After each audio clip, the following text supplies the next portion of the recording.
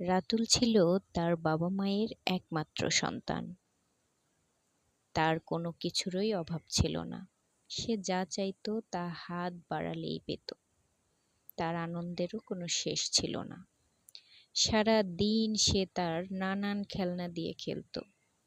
কোনো খেলনা তার পছন্দ না হলে তা নিয়ে খেলত না এবং তা ছুঁড়ে ফেলে রাখত।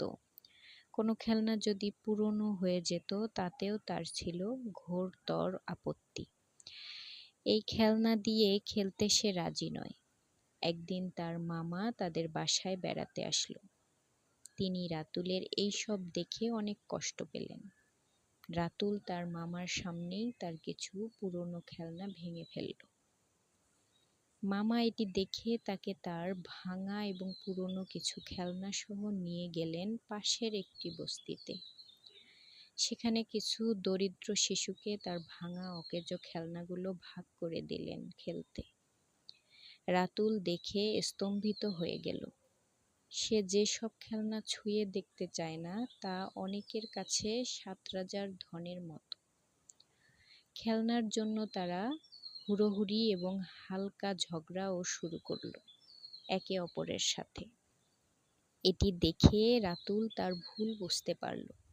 সে ঠিক করল যে তার যা আছে তা সুন্দরভাবে ব্যবহার করবে, কোনো কিছুই অকারণে অবহেলায় নষ্ট করবে না। কিছু থাকার পরে আরও বেশি পাওয়ার জন্য চিৎকার চেঁচামেচি করবে না, কেননা যা তার কাছে ছোট বলে মনে হয় তা অনেকে ছুঁয়ে দেখারও সুযোগ পায় না। আসুন আমরা আমাদের যা আছে তার সুষ্ঠু এবং পরিপূর্ণ ব্যবহার করি।